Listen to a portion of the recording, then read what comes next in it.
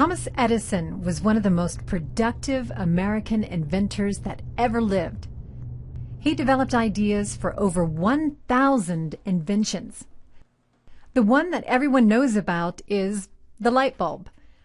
But he also invented ways of recording sound.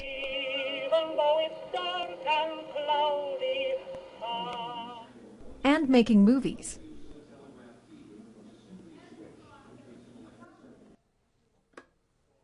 With Edison's practical light bulb, he found a way of lighting up ordinary homes with a light source that lasted for several hours. Other inventors had found ways to light up large areas and the streets, but not people's homes. Where other inventors failed, Edison succeeded.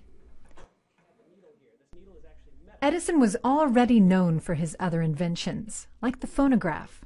But once we put the needle down on the record, we have sound.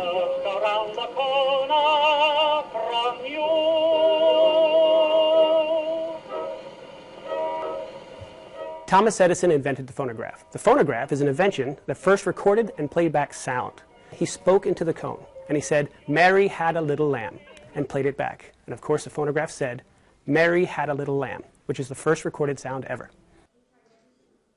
Today, people come to this museum at Edison's winter home in Florida to see the first machines that recorded and played back sound. You might even say the phonograph eventually led to the MP3 player of today. It didn't stop there. Edison also created a machine which made pictures look as if they were moving. He called it the kinetoscope and said that it would do for the eye what the phonograph does for the ear, making Edison one of the first inventors to carry out experiments in making movies as early as 1891. Edison spent his whole life experimenting. That video was just a brief summarization of Thomas Edison, some of his most known accomplishments as an inventor, but there's a lot more to him. He was born on February 11, 1847 in Milan, Ohio. As a young child, Thomas' teacher deemed him as being difficult, so his mother took him out and homeschooled him, but in reality, Thomas mostly taught himself. As a young adult, he showed a very big interest in science and experimenting. He even set up a small laboratory in a train baggage car in the railroad. While working at the railroad, Thomas even saved a 3-year-old from being ran over and was rewarded by the child's father teaching him how to operate a telegraph. In 1869, Edison moved to New York City and developed his first invention, an improved stock ticker, which synchronized several stock tickers' transactions. The Golden Stock Telegraph Company was so impressed they paid him $40,000 for the rights. Keep in mind, he was only 22 years old at the time, and he quit his job to devote the rest of his time being a full-time inventor. As an independent entrepreneur, Edison was constantly trying to invent things. Throughout his career, he formed numerous partnerships and sold his products to only those who would bid the most. But while collecting the money from his numerous inventions, he married 16-year-old Mary Stilwell in 1871, who was an employee of him. During their 13-year marriage, they had 3 kids, Mary and Thomas and William, who later became inventors, but Mary unfortunately passed away at 29 from a suspected brain tumor. Although it was originally intended for Thomas to build a communication device, he ended up building one that recorded sounds, the first to exist, called the phonograph, which is what first made Thomas famous.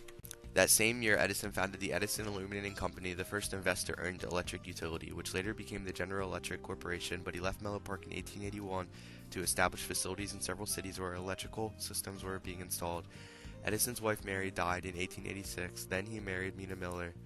In 1887, Edison built an industrial research laboratory in West Orange, New Jersey, which served as the primary research laboratory for the Edison lighting companies. Around this time, he already perfected the phonograph and developed the motion picture camera and alkaline storage battery. Edison was granted a patent for the light bulb in January 1880. Then Edison set out to develop a company that would deliver the electrical power and light the cities of the world. By the end of the 1920s, Thomas was in his 80s and he slowed down somewhat, but not before he applied for the last of his 1,093 U.S. patents, so as you can assume, during his time, Thomas was extremely wealthy from all his inventions. Thomas passed away from complications of diabetes on October 18, 1931 in West Orange, New Jersey at 84 years old. Many communities and corporations throughout the world dimmed their lights briefly to commemorate his passing.